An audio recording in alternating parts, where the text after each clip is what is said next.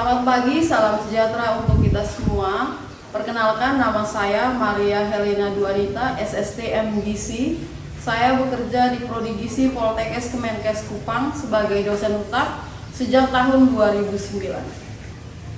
Riwayat pendidikan saya D4 Gizi, peminatan gizi klinik pada Poltekkes, Depkes, Denpasar, tamat tahun 2009. Kemudian saya melanjutkan pada S2 Ilmu Gizi, peminatan Human Nutrition pada Pasca Sarjana Universitas 11 Maret Surakarta, tamat tahun 2016. Baik, saya akan menjelaskan deskripsi mata kuliah. Identitas mata kuliah, dietetik penyakit infeksi. Mata kuliah ini merupakan mata kuliah keahlian berkarya dengan bobot 3 SKS, 2 teori dan 1 praktikum. Untuk mahasiswa semester 3 Prodi Gizi Poltekkes Kemenkes Kupang. Deskripsi mata kuliah. Komponen utama mata kuliah ini adalah mengajarkan tentang penyakit infeksi yang membahas tentang medical nutritional therapy atau terapi nutrisi medis pada penyakit infeksi dan gangguan organ tubuh seperti gangguan pada saluran cerna, gangguan pada saluran pernapasan, hati, kantung empedu, demam tifoid, DHF, malaria, lupus, alergi, intoleransi makanan, dan sistem hematologi. CPMK.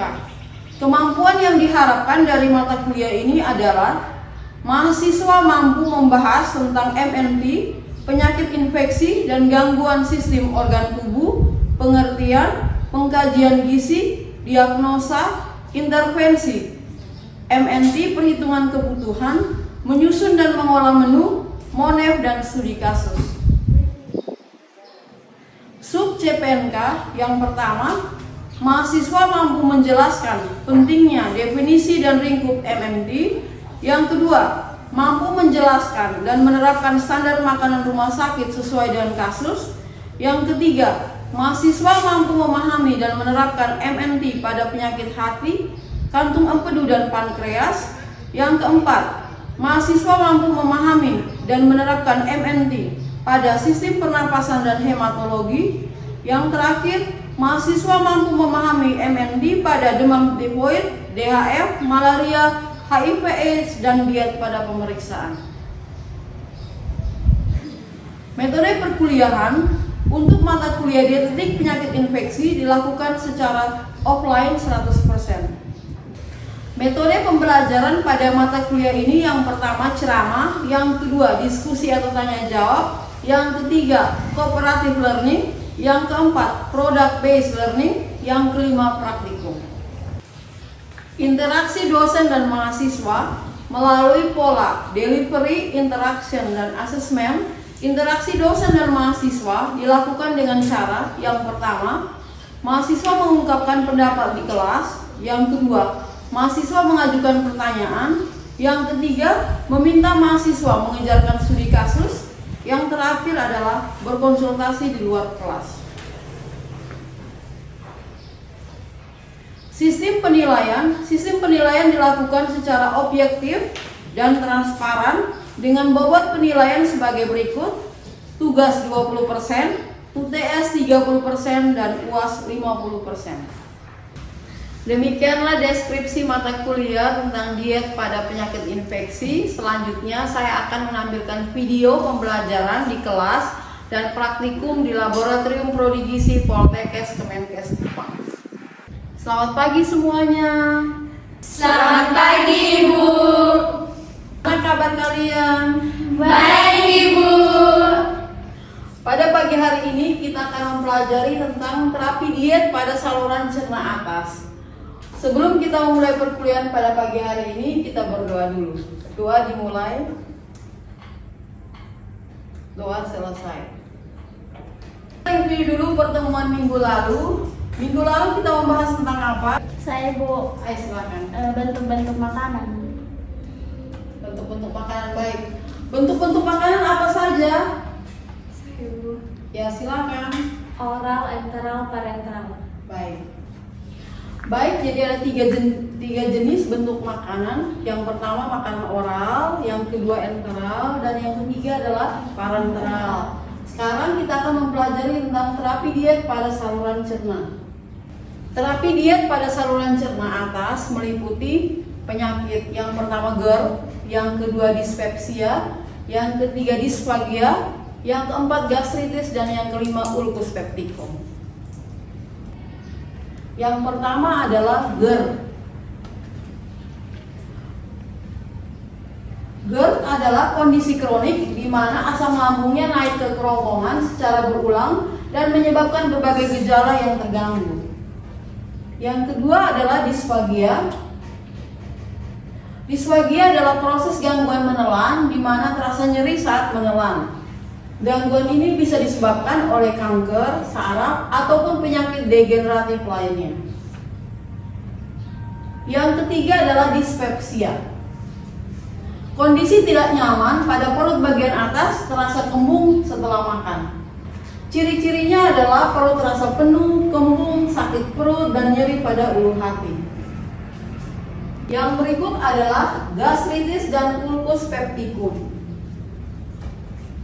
Merupakan bentuk dari mukosa lambung, peradangan pada mukosa lambung dengan gambaran klinis ditemukan berupa dispepsia, nyeri pada ulu hati, rasa tidak nyaman pada perut bagian atas, mual dan muntah, perut terasa kembung, hilang nafsu makan, dan perut terasa panas dan terbakar. Kadang juga disertai muntah berdarah dan buang air besar berdarah. Penyebabnya adalah infeksi bakteri Helicobacterium pylori. Yang berikut adalah konsumsi alkohol yang berlebihan, stres berat, trauma fisik, mengkonsumsi makanan pedas ataupun makanan asam yang berlebihan, serta refluks pada empedu ke lambung. Baik, sebelum kita masuk ke tujuan diet, ada mungkin di antara kalian mau memberikan pertanyaan ataupun masukan? Saya Ibu. Silakan. Saya Ibu. Ibu, apa bedanya gastritis dengan ulcus pepticum? Baik, terima kasih. Perbedaan antara gastritis dan ulcus pepticum. Kalau gastritis itu terjadi peradangan pada mukosa lambung, sedangkan ulcus pepticum terjadinya luka pada saluran tersebut. Berikut adalah pembagian makanan sehari, bentuk diet lambung. Dalam hal ini bentuk makanan adalah bentuk makanan lunak, di mana pembagian makan pagi, snack pagi, makan siang, snack sore, dan makan malam. Untuk lebih rincinya lagi, ini adalah bentuk contoh sehari untuk pasien gangguan saluran cerna bagian atas. Jadi menu makan pagi adalah bisa diberikan pasien adalah bubur nasi dengan ayam suwir tanpa lemak. Yang kedua, snack paginya dalam bentuk puding susu. Untuk makan siangnya adalah nasi tim tahu dan ayam cincang, sup bening sayur lunak, dalam hal ini labu, wortel, dan kentang, serta jus pepayanya matang. Untuk snack sorenya bisa kita berikan adalah bentuknya bubur kacang hijau saring tanpa santan kental. Untuk makan malam adalah kentang tumbuk kukus atau mashed potato, tim ikan tanpa duri dengan sausnya lembut, serta puree sayur. Dalam hal ini wortel, labu kuning, serta buah pisang. Contoh menu sehari yang pertama adalah menu makan pagi. Misalnya untuk pasien gastritis adalah bubur dengan ayam suwir tanpa kulit dan tanpa santan. Mungkin di antara anda kalian yang ada memberikan contoh lain menu makan pagi?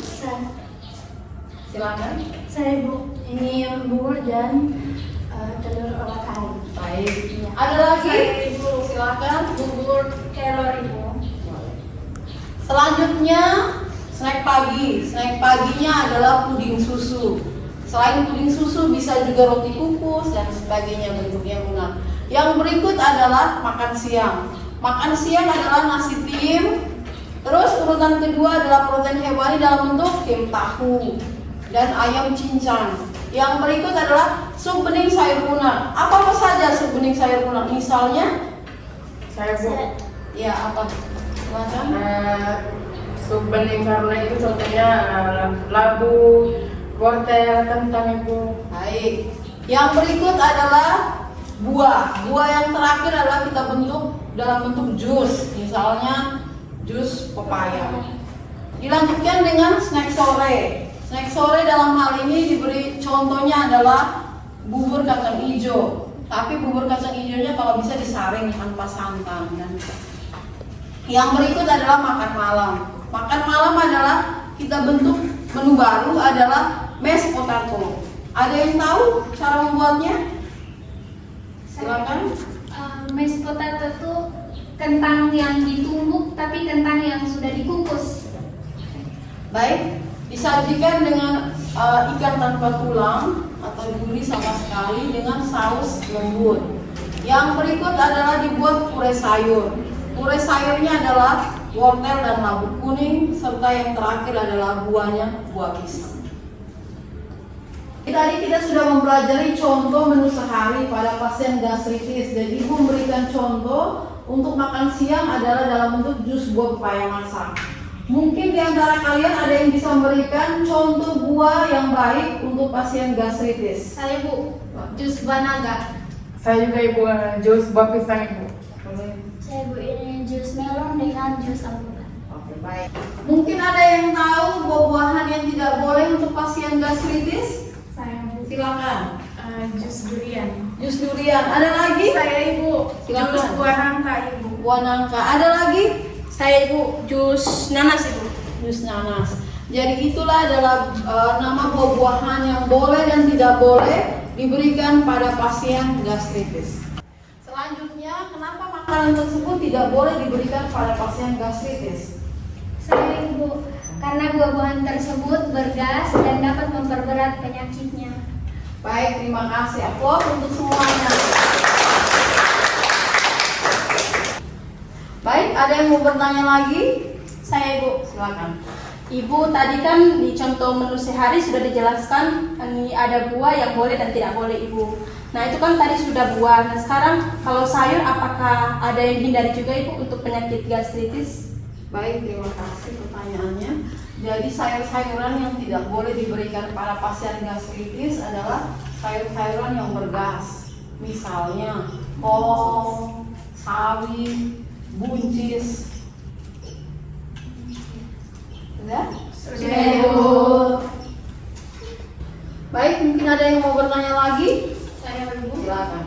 Ibu saya kan punya saudara.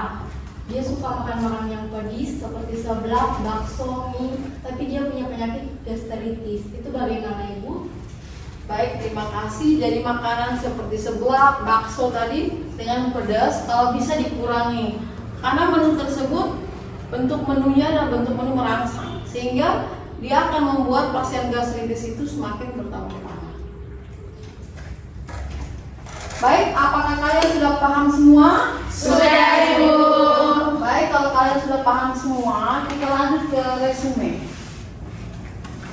Resume kita pada pagi hari ini kuliah tentang diet saluran cerna atas, yakni yang pertama, penyakit pada saluran cerna atas adalah GERD, dispepsia, disfagia, gastritis, dan ulkus peptidum. Bentuk makanannya adalah tuna. Jenis dietnya adalah Jamu. Makanan yang dihindari adalah makanan bergas dan makanan yang merangsang seperti pedas dan asam. Makanan yang diboleh adalah makanan lunak. Selanjutnya adalah kita kuis. Silakan buka di HP kalian. Ibu sudah kirimkan linknya di WA Group. Iya Ibu. Iya Ibu. Kita kerjakan hanya dalam bentuk waktunya 5 menit. Baik ibu. Kuisnya sudah selesai. Nilai tertingginya adalah Atrin dengan nilainya 95. Kita berikan tepuk tangan. Setelah kuisis adalah tugas studi kasus. Studi kasusnya juga ibu sudah share ke WA Group mata kuliah DTT. Baik Ibu. Jadi kalian bisa mencari studi kasus masing-masing sesuai dengan jenis penyakit tadi. Ada gastritis, ada dispepsia, ada disfagia, ada GERD. ada ulkus. Sudah? Kalian membuat dalam bentuk ADIME, yaitu asesmen, diagnosa, intervensi, monitoring dan evaluasi. Selanjutnya jangan lupa kalian juga membuat perencanaan menu sehari pada pasien tersebut. Untuk studi kasus ini kumpul deadline-nya adalah tanggal 15 Juli karena kita akan praktikum nanti di laboratorium pada tanggal 21 Juli 2025. Baik, Ibu. Baik, ada yang mau bertanya lagi tentang studi kasus kita? Saya Ibu, Silakan. untuk perhitungan kebutuhannya kami menggunakan rumus apa Ibu? Baik, untuk 5 studi kasus tersebut kalian bisa menggunakan rumus Harris-Benedict. Baik, Ibu. Demikianlah perkuliahan kita pada pagi hari ini tentang diet pada saluran cerna atas. Tadi sebelum kita mulai kita berdoa, maka kita akhiri perkuliahan ini juga dengan berdoa. Baik, berdoa dimulai. Berdoa selesai. Terima kasih. Sama-sama, Ibu. Baik, selamat pagi semua. Pagi, Ibu. Hari ini kita praktikum mata kuliah diet pada penyakit infeksi, yaitu penyakit pada saluran cerna atas. Yaitu yang pertama GERD, yang kedua dispepsia, yang ketiga disfagia, yang keempat gastritis, dan yang terakhir adalah ulkus septicum. Tujuan dari praktikum ini adalah supaya kalian mampu membuat menu pada pasien dengan gangguan saluran cerna atas. Sebelum kita mulai praktikum, Ibu absen dulu kalian satu persatu. Grace Karen, Cecilia, Rima Koten, Reni Karen, Sam, Aurel Nale. Selanjutnya kita membagi bahan dulu berdasarkan penggolongan bahan makanan yang kemarin sudah direkap, meliputi penggolongan karbohidrat, protein hewani, protein nabati, sayuran, dan buah-buahan. Harus dipilih yang mana bahan makanan yang boleh dan tidak boleh untuk pasien gangguan saluran cerna atas. Ayo silakan dibagi berdasarkan kelompok masing-masing, ada 10 kelompok. Kita bagi. Ayo silakan pilih buah-buahan yang baik yang diperbolehkan untuk pasien pada saluran cerna atas. Berapa buah naga nih? 400. Berapa?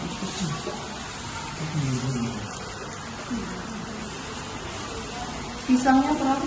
100.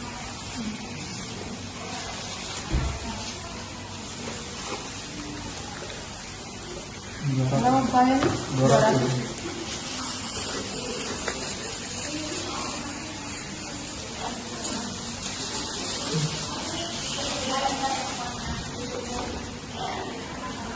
Berapa buah labu kuning ini? Berapa? 800. Ayo masuk kelompok sebelahnya. Berapa? Jeruknya? 170. Pilih lagi bahan makanan yang baik untuk pasien gastritis. Masak apa? Masak bubur, Ibu. Coba diaduk lagi. Teksturnya sudah bagus. Dikit lagi apinya dimatikan. Siap, Ibu.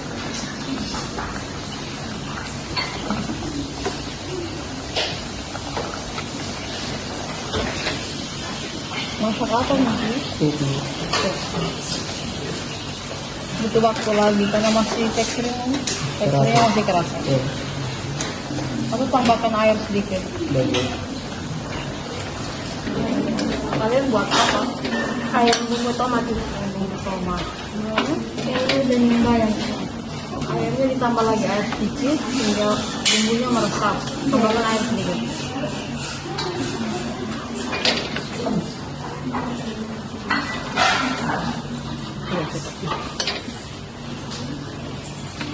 Biarkan mendidih dulu supaya ayamnya matang. Keduanya kita tambah sedikit lagi. Pas airnya sudah pas. Sedikit lagi supaya tidak. kita pilih overcook ya. Sedikit lagi baru matikan. Coba ibu lihat.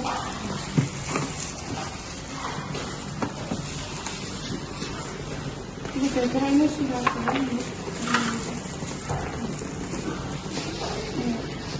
Mungkin tambah sedikit lagi. Ini menunya apa? Nama snacknya apa? Kue lumpur labu kuning itu. Bahan-bahannya? Bahan-bahannya labu kuning, tepung terigu, telur, susu full cream sama madu. Bagaimana cara membuatnya? Cara pembuatannya yang pertama kukus dulu labu kuningnya. Setelah itu dihancurkan lalu dicampurkan dengan tepung terigu, telur, susu full cream sama madu. Kayak gini bentuk snack lumpur labu kuning. Iya itu. Bentuknya lunak, bisa untuk pasien gastritis. Baik, selamat siang semua. Siang, Ibu. Siang hari ini kita sudah selesai praktikum tentang menu pada penyakit infeksi, yaitu saluran cerna atas, yaitu pada pasien gastritis. Bentuk makanannya adalah makanan Lunak. Coba kelompok 1 jelaskan menu makan paginya. Untuk kelompok 1 Ibu, makanan paginya ada mashed potato, terus ada chicken katsu, terus ada buah pir. Dilanjutkan dengan snack paginya ada kue lumpur. Makan siangnya ada bubur, nugget ikan, bening bayam, dan juga ada puding buah naga. Terus snack sorenya ada jus pepaya. Dilanjutkan malam nasi tim, ada ayam woku, tempe bacem, bening bayam, dan juga pisang. Oke, baik. Menurut kalian menu makan pagi, snack pagi, menu makan siang, snack sore, dan menu makan malam, apakah sudah sesuai? Sudah sesuai Ibu, tapi ada koreksi dari kami, mungkin ada pengulangan sayurnya, yaitu bersama-sama bening, makan siang sama makan malam. Oke. Jadi untuk berikut lagi, untuk pembuatan menu kalau bisa tidak boleh pendobelan sayurnya. Kenapa kita membuat menu supaya bervariasi sehingga memudahkan atau menarik dia untuk memakan lebih banyak lagi, nafsu makannya lebih meningkat. Dan kalau bisa bervariasi bentuk jenis makanannya. Yang berikut, kalau mungkin koreksi dari Ibu, hari ini menunya sudah bagus, menu makanan lunak. Kalau bisa, ini apa menunya apa tadi? Nugget ikan. Nugget, kalau bisa berikut lagi jangan digoreng, kalau bisa dikukus. Terus tadi lumpur labu kuning Ya Ibu, lumpur labu kuning. untuk snack pagi. Ya. Terus yang berikutnya, ini snack pagi. Ini makan pagi. Kalau makan paginya, Ada chicken katsu. kalau bisa dia tidak digoreng, kalau bisa dipanggang saja atau dikukus boleh. Apakah boleh buah pisang untuk pasien gastritis? Boleh. Jadi pisang tidak bergas. Kalau buah naga? Boleh. Boleh. Karena buah naga juga tidak bergas. Jadi prinsip makanan untuk pasien gastritis adalah makanan lunak dan tidak merangsang. Jadi bahan makanan yang boleh seperti pisang, buah naga, labu kuning boleh diberikan. Yang tidak boleh seperti kayak buncis, kalau bisa tidak boleh atau dikurangi, tidak dibatasi. Baik, apa yang kurang lagi dari penyajian ini? Mungkin ini Ibu salah, kayaknya ini seharusnya tanpa kulit. Terus dikukus dulu. Oh, Semangkanya ini. Iya, untuk berikut lagi buah semangka kalau bisa penyajiannya kulitnya diiris dulu atau dibuang dulu. Terus ini juga Ibu buburnya kayaknya belum terlalu sesuai dengan Teksturnya. Tapi kalau dilihat memang teksturnya sudah lunak. Cuma mungkin kalau berikut untuk proses pengolahan berikut lagi, kalau bisa duluan berasnya dulu dimasak sampai lunak dulu, baru dimasukkan yang terakhir adalah sayurnya dengan tahunya. Dan kalau bisa potongan wortelnya bukan begini, potongan sayuran. Kalau bisa dipotong daging. Yang berikutnya kalau bisa pilih buah pepaya yang warnanya lebih segar sehingga menarik untuk pasien gastritis. Baik, demikianlah hasil praktikum kita hari ini tentang menu pada pasien infeksi, yaitu diet pada pasien kritis. Jangan lupa laporannya dikumpul minggu depan. Terus yang berikut jangan lupa yang tadi masukkan saat penilaian makanan tadi. Mungkin ada yang masih ingat? Yang pertama mungkin untuk pasien gastritis, makanan tidak boleh digoreng, tapi melainkan itu bisa dikukus atau dibakar. Oke, terima kasih. Lain lagi? Ada lagi? Kemudian kalau bisa buahnya dikupas kulitnya, kemudian dipotong-potong. Seperti buah apa tadi? Tidak semangka Bu. Ada lagi?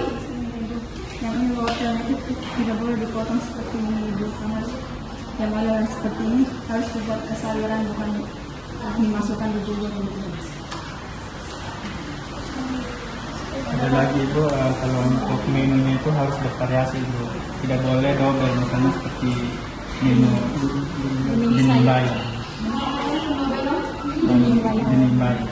Ada lagi? Oke, sekian hari ini. Terima kasih banyak untuk praktikum hari ini. Terima kasih.